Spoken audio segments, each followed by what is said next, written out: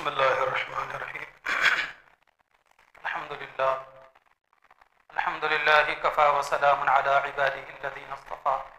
अम्मा बाद, अऊज़ु बिल्लाहि मिनश शैतानिर्रजीम। बिस्मिल्लाहिर्रहमानिर्रहीम। या अय्युहल्लज़ीना आमनू क़ू अन्फुसकुम व अहलीकुम नारा वक़ूदुहा अन्नास वल हिजारा।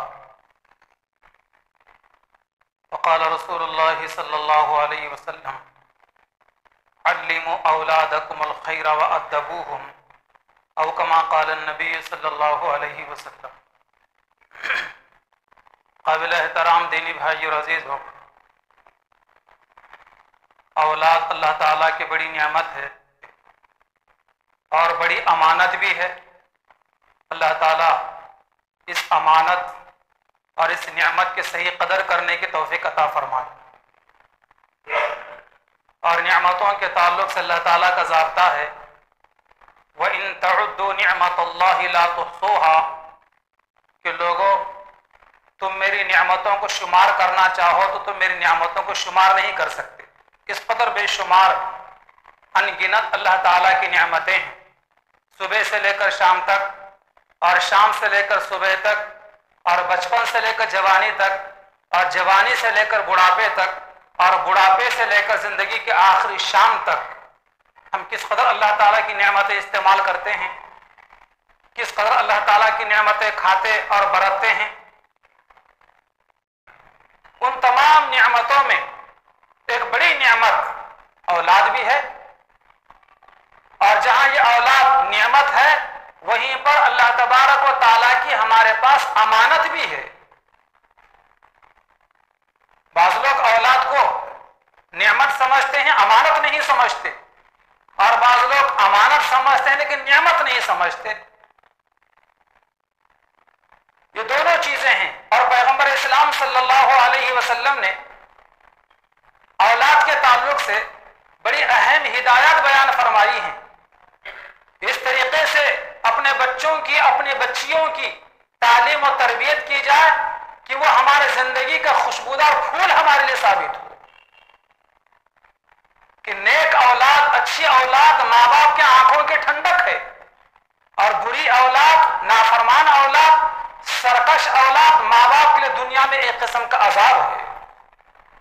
कितने लोग ऐसे हैं आज दुनिया के अंदर, और कई बड़ी बूढ़ी खवातीन से और बड़े बुजुर्गों से मैंने खुद सुना है कि अपने औलाद को बद्दुआएं देते हैं कि काश ये औलाद पैदा ना हुई होती तो अच्छा होता, हम किसी और के सहारे से जिंदगी गुजार लेते। अपनी औलाद को बद्दुआ देने से पहले अपने सीने पर हाथ रखकर सोचे, ये औलाद जो हमारी आज बिगड़ चुकी है, औलाद जो हमारे आज बुरे रास्तों पर जा रही है, कहीं ये हमारे बेतवज्जुही का नतीजा तो नहीं है? ये औलाद जो हमारी बेरा रवी का शिकार हो गई है, कहीं हमारे गलत तालीम और तरबियत का नतीजा तो नहीं है? कि नेक औलाद, अच्छी औलाद अपने माँ बाप के लिए सवाब जारिया है। फरमान नबी करीम अलैहिस्सलाम का गुज़िश्ता मैंने सुनाया था कि क़यामत के दिन अल्लाह ताला हर माँ बाप से पूछेंगे, माज़ा अल्लमतहु व माज़ा अद्दबतहु, कि तुमने अपने औलाद को कैसी तालीम दी और कैसा अदब सिखलाया। कैसी तालीम दी और कैसा अदब सिखलाया। ये दो सवालात होंगे क़यामत के हर माँ बाप से। हर आदमी को चाहिए अपने दामन में झांक कर देखे कि मैं अपने औलाद की तालीम किस तरीके से कर रहा हूं और किस तरीके से कर चुका हूं। मेरी औलाद मेरे लिए सवाब जारिया है या मेरी औलाद मेरे लिए अज़ाब जारिया बन चुकी है। मां को औलाद के लिए पहली तालीमगाह, पहला मदरसा कहा गया है। हजरत उमर फारूक रज़ी अल्लाह तआला का जमाना है। उनकी अदालत में एक बड़े मियां हाजिर होते हैं और अपने नाफरमान बेटे की शिकायत करते हैं कि अमीरुल मोमिनीन, मेरा बेटा मेरा हक नहीं अदा करता, मेरी नाफरमानी करता है। अमीरुल मोमिनीन हजरत उमर फारूक रज़ी अल्लाह तआला अन्हु ने उस बड़े मियां के बेटे को बुलाया और बुलाने के बाद तंबीह की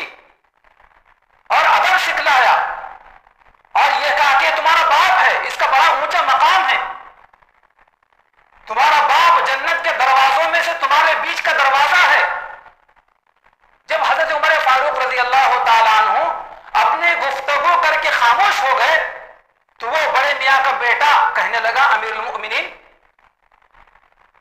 क्या बाप पर औलाद का कुछ हक नहीं है? हजरत उमर फारूक रज़ियल्लाहु ताला कहा, क्यों नहीं, बाप पर भी औलाद का हक है। तो उस नौजवान बेटे ने कहा कि बाप पर औलाद का क्या हक है? मा हक़्क़ुल वलदी अला अबीही, कि बाप पर औलाद का क्या हक है, बेटे का क्या हक है?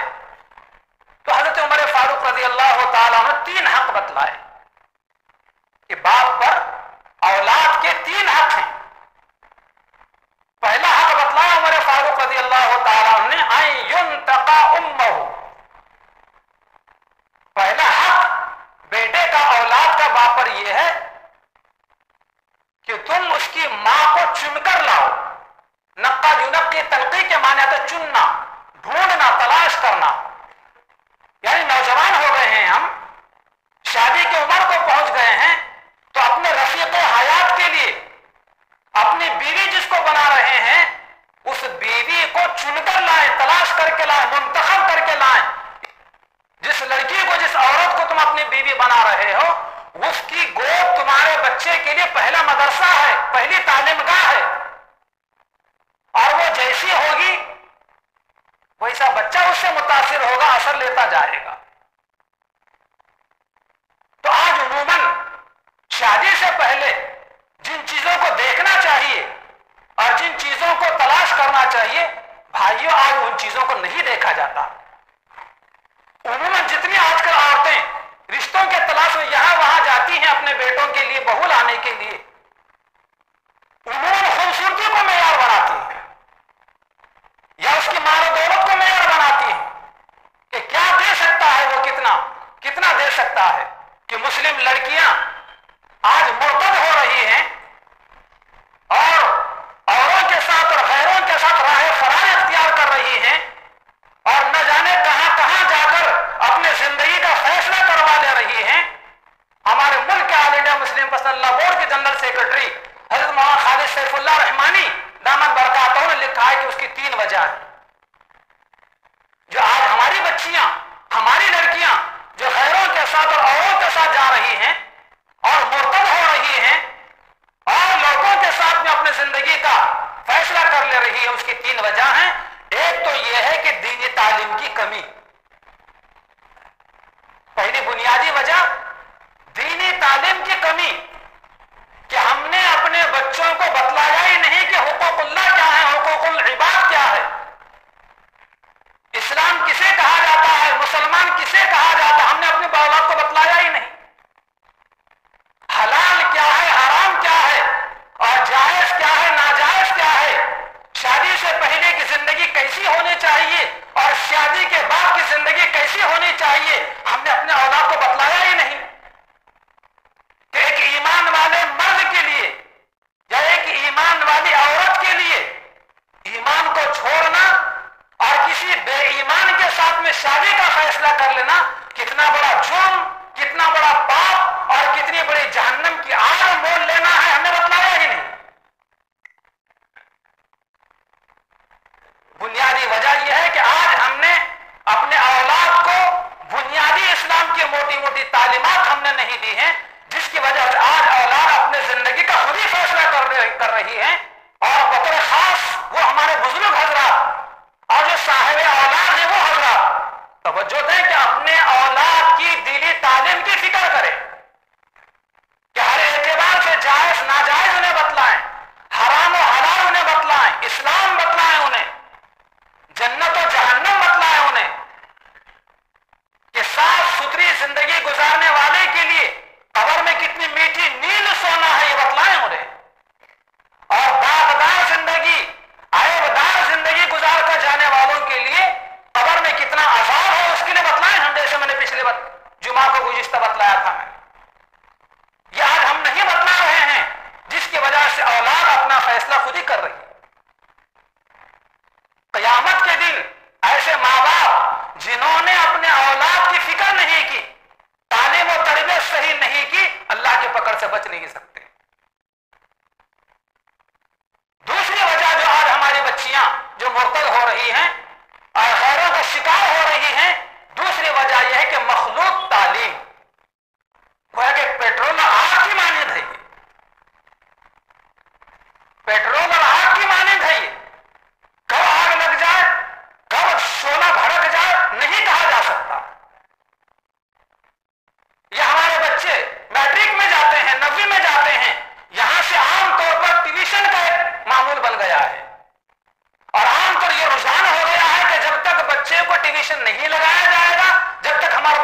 नहीं होता।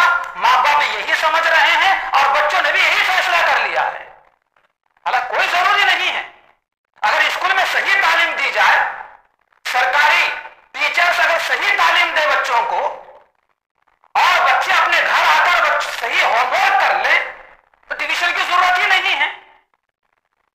लेकिन फिर जब ट्यूशन लाजमी समझा जा रहा है तो कम से कम इतना तो कर सकते हैं कि दरमियान में पर्दा बांध दिया जाए। उन्होंने शिकायतें आ रही हैं कि ट्यूशन के क्लास में मास्टर साहब कुछ पढ़ा रहे होते हैं और पीछे दूसरी हरकतें हो रही होती हैं, पीछे अजीबोगरीब हरकतें हो रही होती हैं और ऐसे मन चले लड़के और इनके मिजाज की लड़कियां आमतौर पर अपने टीचर्स की निगाह से बचने के लिए पिछली जगह पर बैठते हैं ताकि टीचर की निगाह हमारे पर न पड़े और हम भी मन चले हरकतें पीछे करते रहे। इसलिए मोहतरम बुजुर्गों और दोस्तों, हम अपने बच्चों और बच्चियों को अगर ट्यूशन भेज रहे हैं तो जरूर भेजिए। मेरा इतना तो कह सकते हैं आप, अलहदा अगर इंतजाम नहीं हो सकता लड़कों के लिए लड़कियों के लिए तो दरमियान में कम से कम पर्दा तो बांध सकते हैं, उसका इंतजाम जरूर करवाइए ताकि एक हद तक हमारे बच्चे या बच्चों से महफूज रह सके और हमारे बच्चे बच्चियों से महफूज रह सके। और बात हमारे बच्चे मासूम होती हैं, नहीं चाहती इस किस्म की कोई हरकतें करना, लेकिन लड़के उनको जीने नहीं देते। अपने बच्चियों को लड़कों के निगाहों से महफूज रखना अगर चाहते हैं तो जरूर ऐसे क्लासों में जो है पर्दे का इंतजाम दरमियान में करवाइए। आज उससे थोड़ा सा अपने बच्चों को महफूज रखने की जरूरत है। जरूर तालीम दिलाइए, आला किस्म की तालीम दिलवाइए, अच्छे से अच्छे स्कूल का इंतखाब कीजिए, अच्छे से अच्छे टीचर्स का इंतजाम कीजिए अपने बच्चों को। कोई मना नहीं करता तालीम से, लेकिन ये जो बेहयाई तालीम गाहों पर बढ़ रही है उसकी रोकथाम के लिए जो कर सकते हैं, जितना कर सकते हैं उसको जरूर कीजिए। अल्लाह हमें समझ अता फरमाए। तीसरी वजह यह है कि आज मुसलमानों के शादियों का महंगा होना, मुसलमानों की शादियां बड़ी महंगी हो गई हैं और बच्चियां ये सोच रही हैं कि शायद वो हमारे हाथ पीले नहीं हो सकते और हमारे वक्त पर शादी नहीं हो सकती, इसलिए वो इस गए गुजरे जमाने के एतबार से वो अपने जिंदगी का खुद ही फैसला कर ले रही है। इसमें कोई शक नहीं, बहुत सारे भाई ऐसे भी मौजूद हैं। अभी हमारी इसी मस्जिद के अंदर एक साहब ऐसे मौजूद हैं, मेरी निगाह उनके ऊपर पड़ रही है। उन्होंने इसी मस्जिद में मैंने ही अहद पढ़ाया है और आज उससे पहले मुझे दावत दे उन्होंने कहा था कि मौलवी साहब मैंने अपने बेटे के लिए ऐसे घराने के बच्चे का इंतखाब किया है जो गरीब है और मैंने साफ तौर पर कह दिया कि आपकी बच्ची हमें पसंद है, उस बच्ची के अलावा उस बच्ची के साथ में एक चमचा भी हमारे घर नहीं आना चाहिए। अगर आपकी बच्ची जेवरात न लाए, आपकी बच्ची कपड़े न लाए, आपकी बच्ची बिस्तर न लाए, आपकी बच्ची फर्नीचर न लाए और आपकी बच्ची किसी किस्म के बर्तन न लाए तो मैं खुद और मेरे घर का कोई भी फर्द जिंदगी में कभी ताना नहीं देंगे आपकी बच्ची को। लड़की वालों ने साफ कह दें कि हमारे खातिर आप किसी किस्म की कोई तकलीफ न उठाएं। अल्लाह ने हमें बहुत कुछ दिया है, बल्कि आप पेशकश कीजिए बाजार जाकर बच्ची के लिए खुद आप कपड़े खरीद कर उनको दे दीजिए, पहले से जेवरात खरीद कर दे दीजिए और दुल्हन घर में आने के बाद जिन चीजों की जरूरत पड़ती है वो सारी चीजें आप ही खरीद कर ला लीजिए। क्या ये तमाशा है, क्या बेवकूफी है ये कि बच्चा पैदा होने से लेकर उसके जवान होने तक उसके सारे नाज़ो नखरे हमने बर्दाश्त किए और जो शादी का मौका, खुशी और मुबारक मौका आता है तो दूसरों के साथ, लड़की वालों के साथ भीख मांगते हैं, हाथ फैलाते हैं, जिसकी वजह से हजार बच्चियां अपनी जिंदगी का खुद ही फैसला कर ले रही है इसलिए कि मेरा बाप गरीब है। और आजकल जिस किस्म के रिश्ते आ रहे हैं उस किस्म के रिश्ते मेरे तय नहीं हो सकते, इसलिए मैं खुद ही अपना इंतखाब कर ले रही हूं। इसलिए मोहतरम बुजुर्गों और दोस्तों, अल्लाह तबारक व तआला ने लड़का अगर हमें अता फरमाया है तो बड़ी नियामत है आपके पास में। थोड़ी हिम्मत कीजिए, थोड़ी हिम्मत कीजिए और लड़की वालों के सामने फराख दिली के साथ में ऐसा कहिए चाहिए कि आपकी किसी चीज की कोई हमें जरूरत नहीं है। तो हज़रत उमर फारूक रज़ी अल्लाह ताला अन्हु ने पहला हक बतलाया, आइन युंतका उम्महु, कि अपनी औलाद के लिए जो माँ होगी, जो तुम्हारी बीवी होगी, उसको चुनकर लाओ, उसके खूबसूरती पर मत जाओ, उसके माल और दौलत पर मत जाओ, उसके खानदान हसब मसब पर मत जाओ, इसलिए कि वो तुम्हारे बच्चों के लिए पहली तालीम गाह और पहला मदरसा वाक़ होने वाली है। हाँ, खूबसूरती के साथ, मालदारी के साथ दीनदारी भी है, सौम व सलात की पाबंदी भी है, शर्म व हया भी है, तो नूरुन अला नूर। लेकिन अगर कुछ भी नहीं है, बच्ची दीनदार है, सौम व सलात की पाबंद है, शर्म व हया उसके मिजाज के अंदर है, पाक दामन है, तो ऐसी बच्ची का फैसला कर लीजिए। इंशाअल्लाह ये बच्ची आपके घर आने के बाद, आपकी बहू बनने के बाद, आपकी बीवी बनने के बाद, देखिए आपका घर कैसा जन्नत का नमूना होता है। लेकिन आज इन चीजों को देखा ही नहीं जाता। और चूंकि इस वक्त मेरे तकरीबन मर्द हजरात सुन रहे हैं, तो अपना फर्ज ये समझे कि ये बातें हम अपने घर की खवातीन को भी जाकर बतलाएं कि लड़कियों को देखने के लिए आप नहीं जाते, आपके घर की औरतें जाती है, मेरे घर की औरतें जाती है, और औरतें बिल्कुल इस चीज का लिहाज नहीं करते, मामूली बात रिजेक्ट कर देती है रिश्ते। इसलिए मोहतरम बुजुर्गों दोस्तों, किसी के बच्ची को देखने के लिए जाने से पहले अपने घर की खवातीन को ताकीद करें कि सिर्फ 2 ही लोग जाए पहली फुर्सत में, या एक ही चले जाएं, उससे अंदाजा हो सकता है कि वो बच्ची हमको समझ में आएगी या नहीं आएगी। पहले 2 गए, फिर 4 गए, फिर 10 गए, फिर मर्द गए, फिर पड़ोसी गए, फिर रिश्तेदार के लोग गए, आखिर में जाकर कहा जा रहा है कि बच्ची हमको पसंद नहीं। बच्ची वालों पर क्या गुजरती है भाइयों, अगर आप बच्ची वाले होते तो आपको महसूस होता। बच्ची पर क्या गुजरती है, अगर आपकी बेटी होती तो आपको पता चलता। बच्चियां बैठने को तैयार नहीं है। एक आदमी जाकर, एक खातून जाकर अंदाजा लेकर आए कि वो बच्ची हमें समझ में आ सकती है या नहीं। समझ में आ सकती फिर जाइए, अल्लाह ताला हमें समझ आता फरमा। तो पहली चीज जो बाप के ऊपर औलाद का हक है, ये पहला हक ये है कि मां को चुनकर लाना चाहिए। चुनकर लाने से मतलब देखने की चीज, शर्म हया, पाक दामनी, सौम व सलात की पाबंदी, दीनदारी, शरीयत और सुन्नत, ये देखने की चीज है। फिर लड़के ने पूछा कि अमीरुल मोमिनीन दूसरी चीज, दूसरा हक बाप पर क्या है? तो उमर फारूक रज़ी अल्लाह ताला बतलाया, वह युहसिन इस्मुहु, कि जब बीवी आ गई घर में तब औलाद होना लाजमी है। तो जब औलाद हो जाए तो उस औलाद का नाम अच्छा रखे, इसलिए कि नाम का असर बच्चे के जात पर पड़ता है।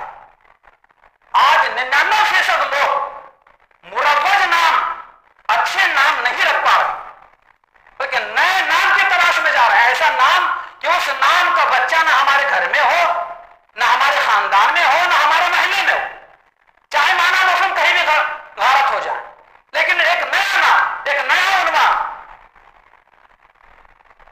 अब बड़ा होने के और बच्चा फिर नए कारनामे भी कर रहा है, फिर क्यों रो रहे हो? अल्लाह के नबी फरमाते हैं कि लोगों तुम अपने बच्चों के नाम अच्छे रखो, इसलिए कि नाम का असर बच्चे के साथ पर पड़ता है। और आज यह है कि नाम अच्छा रखने को तैयार नहीं है हम। अजीब और गरीब किस्म के नाम, को वक्त नहीं कि मैं बतला दूं, 5-25 नाम गिनवा देता मैं। ऐसे नाम रख रहे हैं। हुज़ूर पाक अलैहिस्सलाम की 4 बेटियां, हजरत ज़ैनब, हजरत रुक़ैया, हजरत उम्मे कुलसुम और हजरत फातिमा, ये 4 बेटियां हैं हुजूर की। फातिमा तो ज़हरा रज़ी अल्लाह ताला अन्हा को 3 बेटियां हुई।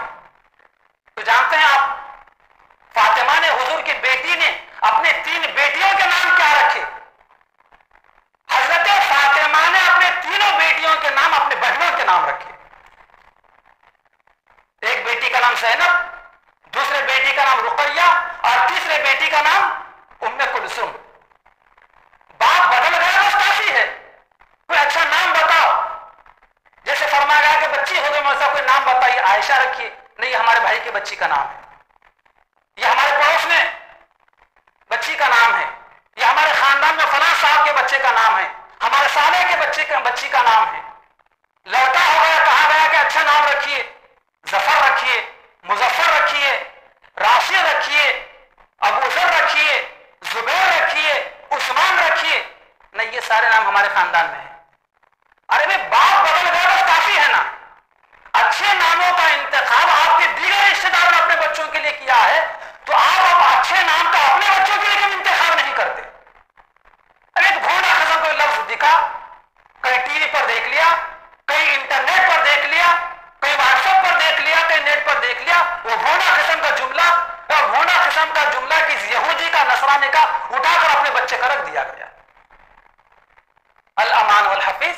तो मोहतरम बुजुर्गों, दोस्तों, बच्चे का दूसरा हक बाप पर यह है कि अपने बच्चे का नाम अच्छा रखे, इसलिए कि नाम का असर बच्चे की जात पर पड़ता है। उस नौजवान ने पूछा कि अमीरुल मोमिनीन, तीसरा हक क्या है बच्चे का? तीसरा हक क्या है बाप के ऊपर? उमर फारूक रज़ी अल्लाह तआला फरमाए तो युअल्लिमुहुल कुरान। तीसरा हक यह है कि बच्चे को कुरान की तालीम दे, दीन की तालीम दे, शरीयत की तालीम दे, अदब तहजीब की तालीम दे उसे। और जिस बाप ने अपने औलाद को यह तालीम दी है, कुरान की, हदीस की, शरीयत की, अदब की, तहजीब की तालीम दी है, ऐसी औलाद अपने माँ बाप के लिए सवाबे जारिया, सदक़े जारिया है। अल्लाह ताला से दुआ है कि अल्लाह ताला हमें अपने औलाद की सही तालीम और तरबियत करने के तौफीक अता फरमाए। और जैसे मैंने शुरू में कहा कि औलाद अल्लाह ताला की नेमत भी है और अल्लाह ताला की अमानत भी है। अल्लाह ताला इस नेमत की और इस अमानत के सही कदरदानी करने के तौफीक अता फरमाए। आमीन व आखिर दावाना अनिल हम्दुलिल्लाहि।